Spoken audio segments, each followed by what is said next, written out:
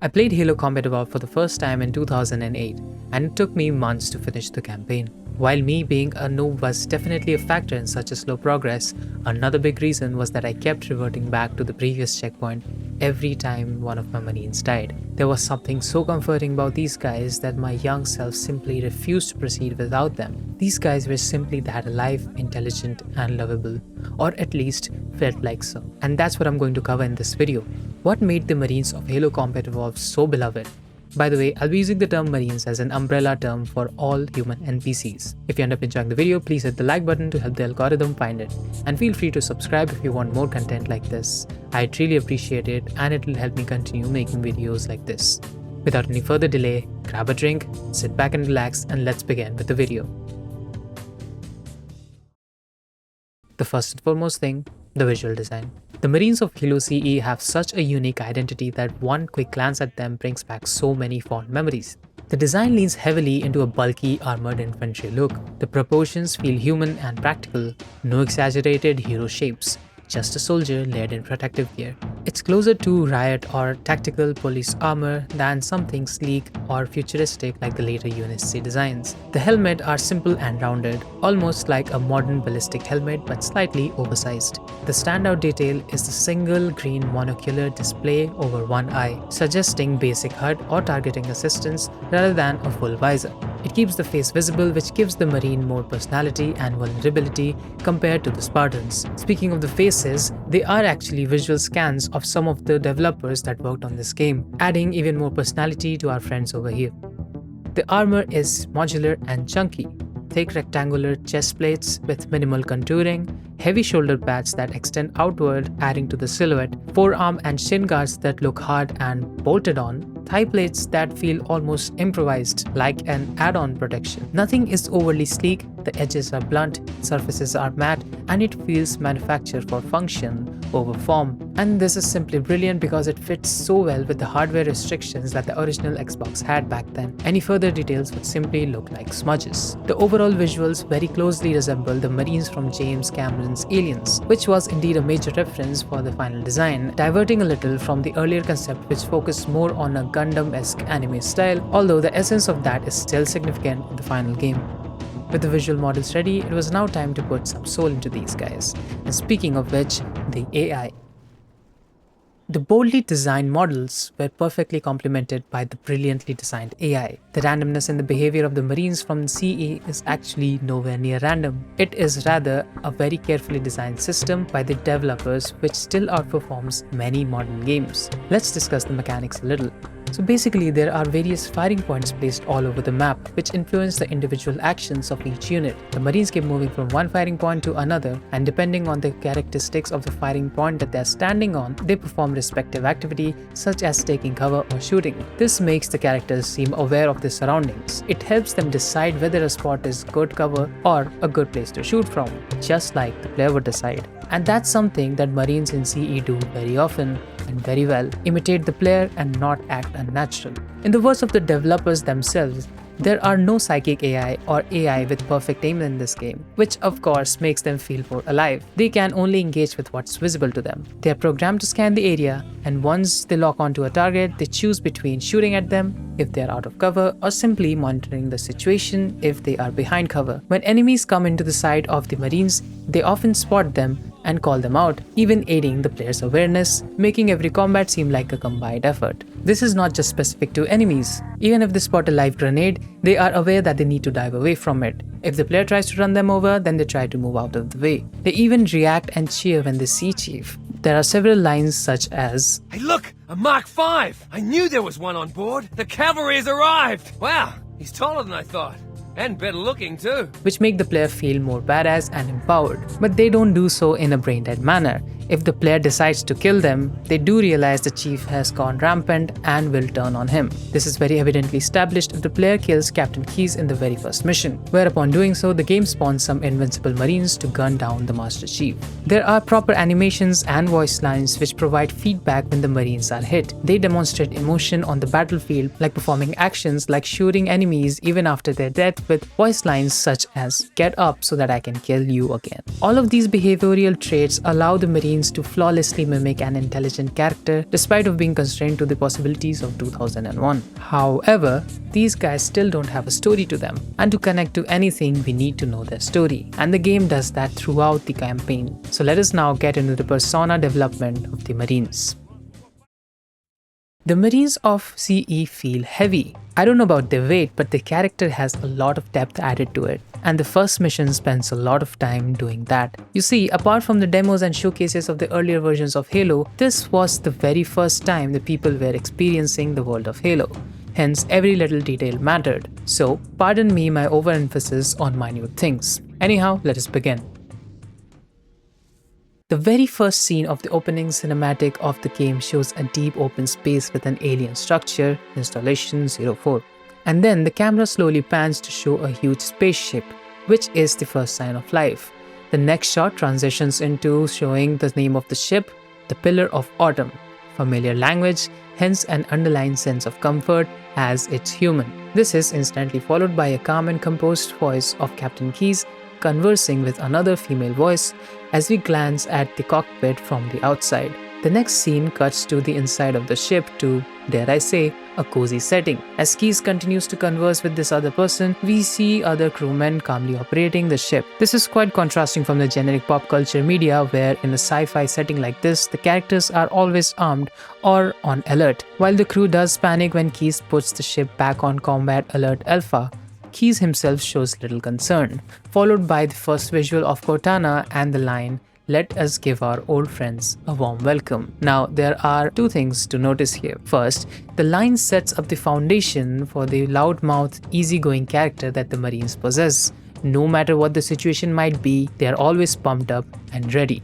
Second is we realize that Cortana is an AI. That implies humanity is quite advanced. Even the voice and tone that Cortana uses are not at all robotic in nature, which further shows the advancement of technology. Now, this is important to the context of this video because it provides context and credibility to the persona of the Marines. They are not arrogant or brainless, blabbering folks. They are actually confident in their capabilities and in their faith in humanity. Then the scene finally cuts to the actual soldiers. We see everyone preparing for the imminent attack from the enemy. Warthogs, Scorpions, and Pelicans going to their respective stations. A sense of purpose and urgency is well established here. We then get introduced to the absolute chad of a character, Sergeant Avery Johnson, and witness his iconic speech, which by the way changes depending on the difficulty that you select. Sergeant Johnson fits the role of the charismatic hype man who keeps the enthusiasm of his men high even during the gloomiest of times. The following segment finally introduces the player character in a cryo chamber being managed by a few crewmen who wake him up upon Cortana's instructions. Let me once again tell you why the curtains were blue. The player character, or chief, was in a dormant state where he had no control over himself or his surroundings, relying solely on the crewmen for his maintenance and safety. This forms a sense of trust between the player and the Marines. You trust them with yourself, and now they are trusting you with themselves. I'm not going into the nitty-gritties of how Spartans are supposed to feel less as they are less emotional because of a couple of reasons. One is that the player is completely unaware of that lore, hence the feelings evoked stay relevant. And second, it's not like the Spartans are completely emotionally blank either. Anyhow, as the introductory cutscenes end and the player finally gets to control their character, we are quickly guided through the basics of the game by the crewmen, who unfortunately meet very quick demise at the hands of the Covenant and collateral explosions happening from their invasion of the ship. This again ignites a feeling of wanting to avenge the crewmen in the players. As you make your way through the ship to the brig to meet Captain Keyes, there are several interactions with the Marines which further build their character. You come across a few elites and grunts being engaged by Marines. You come up close to another elite while unarmed. The elite performs a wild enraged animation, and just when you think it'll attack you, a couple of Marines come to rescue and shoot it away, once again saving you. This further creates a yearning in the players to just get their hands on a weapon and start striking the Covenant.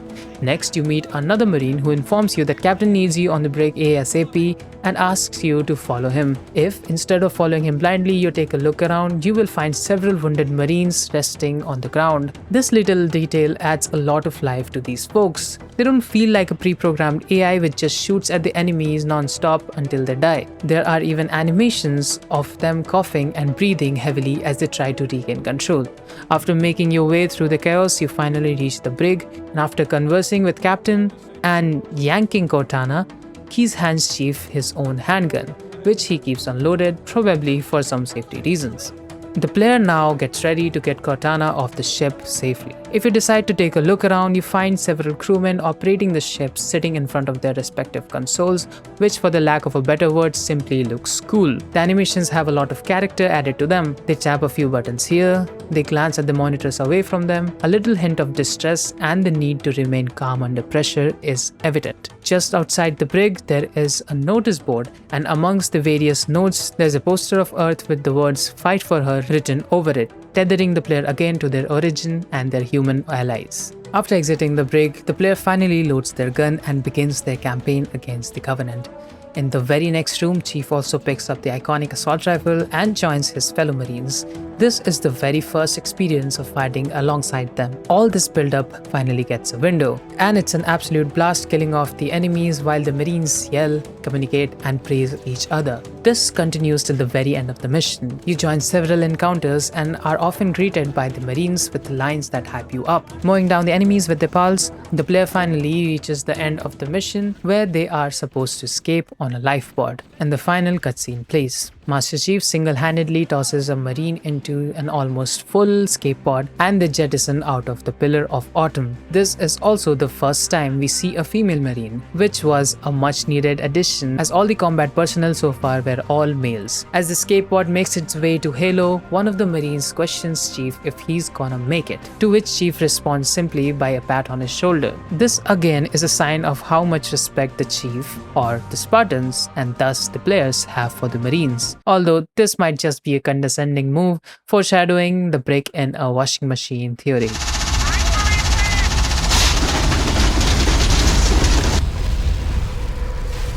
Sad. We see the Autumn accelerating towards the installation 04 while being hit by several Covenant cannons, as Captain Keyes controls it manually like the badass he is. This is the classic example of the captain going down with the ship, inflicting further respect in the minds of the player for Keyes and the Marines. The Chief and the crew finally enter the ring's atmosphere, and thus the first mission concludes. All in all, I believe the Pillar of Autumn does a great job introducing the humans, the Marines, to the game. All the interactions enriched with the amazing animations, dialogue, and sound design craft a sense of camaraderie which keeps developing further down the campaign. Speaking of which, I will now be discussing all of such impactful moments. Let's go about them one by one. The second mission, Halo. Due to the impact, the other Marines in Master Chief's escape pod perished, once again leaving the player feeling guilty. But the game gives them another chance to make good.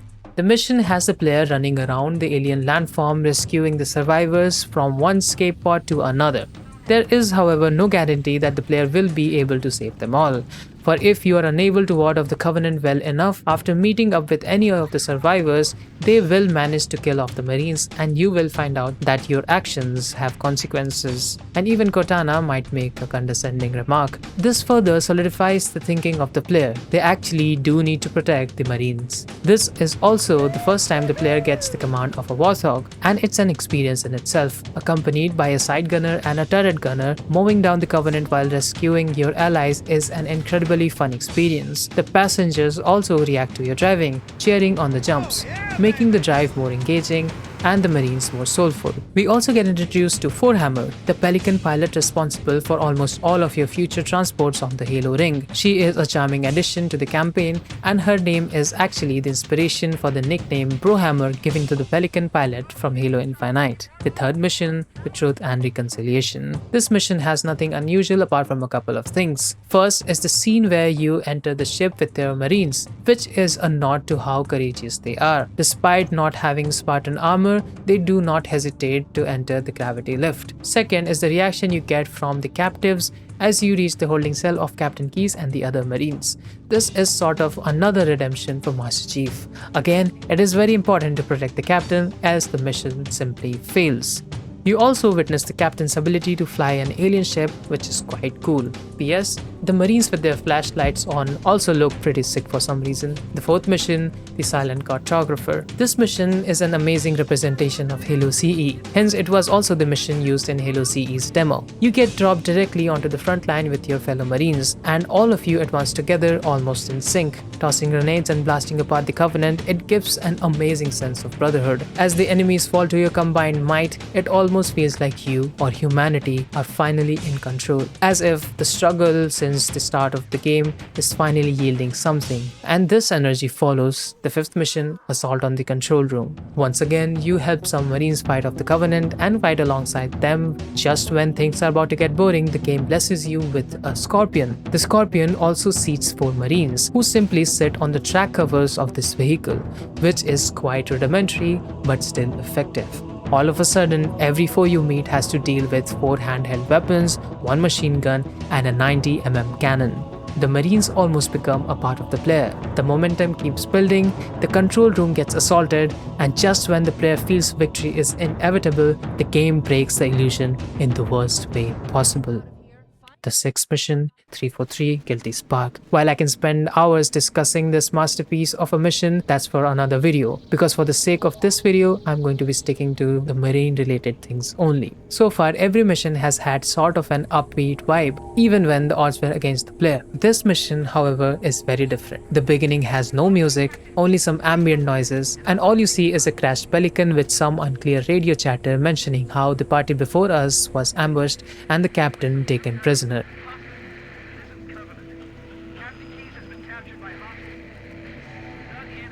There are oddities on the motion sensor which indicate friendly presence, but it's all a miss. As you make your way forward, you find some Covenant engaged in combat and human bullets shooting out of a structure, finally indicating some human presence, but once you make your way inside, there is no sign of life. The mission takes you deeper and deeper into the structure. There is very little Covenant presence and no elites, which seems abnormal. And then out of nowhere you encounter a Marine, clearly out of his mind, charred and traumatized. Before the player gets a chance to make sense of anything, the Marine begins unloading his bullets onto the player. Betrayal, fear, helplessness, it makes the player question everything. But if you take cover and listen to the Marine's blabbering, things somewhat start falling into place. Something has clearly traumatized this Marine into insanity. He was probably with Keys or any one of the parties before, witnessing something so horrible and horrific that he cannot tell the right from wrong and ally from foe, almost as if he has started hating life itself. Now, that is what makes this game so great. This attention to detail resurrects so much life and emotion into the Marines. AI in games have traditionally been programmed to function with sanity and not break down into insanity, and this very detail breaks that rule, elevating the level of realism. But wait, there's more. Moving forward, you finally reach a door which has been locked. As soon as Chief unlocks the door, a dead Marine falls into his arms. After inserting another dead Marine's helmet recorded chip into his own helmet, a footage begins to play. The Marine's name was Private Jenkins, and he was part of the party with Sergeant Johnson, which landed here before us. And this whole recording is an art. It begins with the footage of the Marines traveling on the Pelican, while a hidden Halo track called Shreddin is being played by Sergeant Johnson. Apart from the very first cutscene of the game, this is the first time the player is seeing the Marines in his absence. And everything seems normal so far. They make their way down the same path as the Chief and eventually come across a mangled elite, meet up with Captain Keys, jailbreak the very same door which Chief just opened, and finally end up witnessing the Flood. The encounter with the Flood again shows their vulnerability and the helplessness of the player. Chief comes to the horrific realization that he is alone in the same room as the encounter. The player finally faces the Flood themselves and has the "I need to get the F out of here" moment. The rest of the mission is Chief desperately trying to make his way out of the maze while it keeps tricking him into going deeper. And ironically, the only allies he has are the rarely scattered Covenant. However, you do come across 3 Marines who were stranded deep, and it is possible to save them with a little bit of effort. However, they do not follow you through the rest of the mission.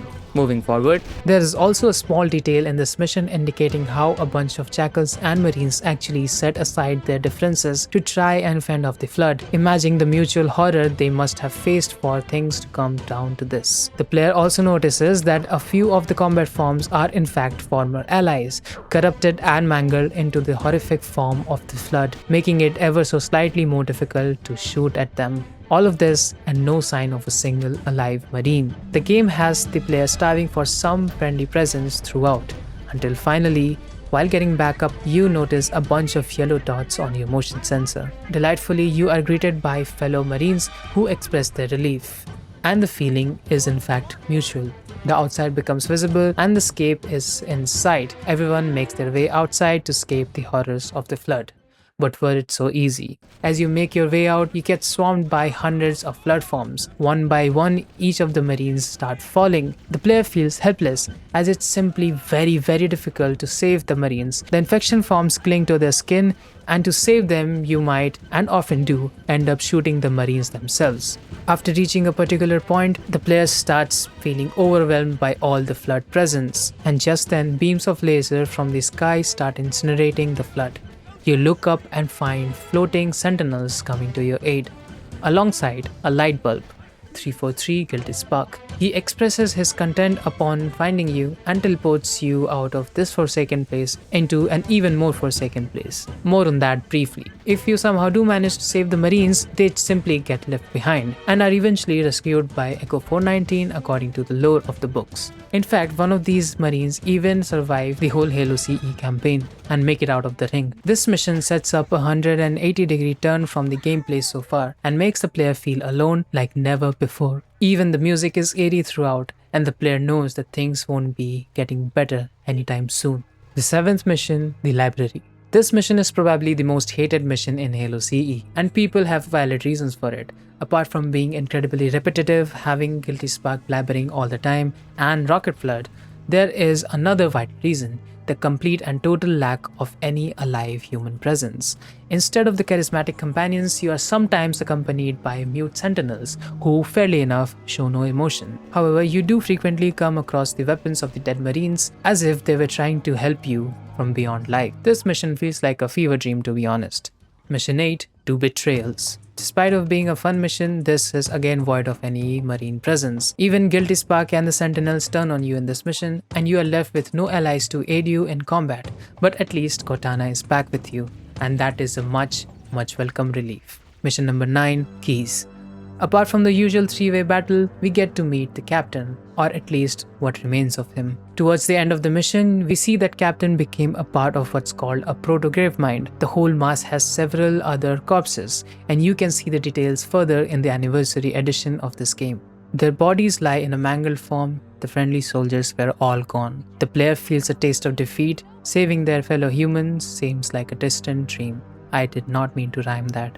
But having realized it's no time to mourn the dead and instead save the ones which are still alive, Chief makes his way to the final mission. P.S. There's also a nifty little detail where you can find Captain Keyes' cigar at the end of one of the tentacles. The Maw. You return to the horse you rode on. The lively corridors where you fought alongside your marines were now crawling with the flood. Everything looked charred. The mission follows the usual path. After destroying the ship's fusion reactor, the player proceeds to escape. Cortana contacts Forehammer and we hear her familiar and friendly voice. We get a waypoint where we need to rendezvous with her and the Warthog run begins. Escape was possible, but unfortunately as soon as we get to the rendezvous point, we see Forehammer being shot down by a couple of Banshees. Unmanned Banshees. And we lose contact with her. The last contact the player has with one of the crew members during the entire campaign. Fortunately, there is a tad bit more. Cortana manages to locate a longsword which was still stationed at the Pillar of Autumn, and hence the chief makes his way to it. They finally board it and exit the Pillar of Autumn. And as they make their way through the atmosphere, we see Sergeant Johnson alive and hugging an elite as they drop their hostility in this dire situation. And he somehow actually survives the ring. What a guy. Once out of danger, Chief and Cortana scan the area and believe that no one other than them made it out. Well, no one except dust and echoes. While experiences are highly subjective and not everyone may have felt the same about the instances of Halo CE and its Marines exactly like I did, I'm sure people may have had a few shared experiences. Credit goes to Bungie for crafting this game with so much passion and love and making the characters seem so alive despite of so many constraints. From design to AI to archetype to the whole character arc, the Marines of Halo CE have a very special place in my heart, and I'm sure they do in yours too. And hence, that's why they're so friendly. Do subscribe for more deep dives like this, drop a like, and share your thoughts in the comments down below. Thanks for watching. This has been your host, Rah-Q. Peace out.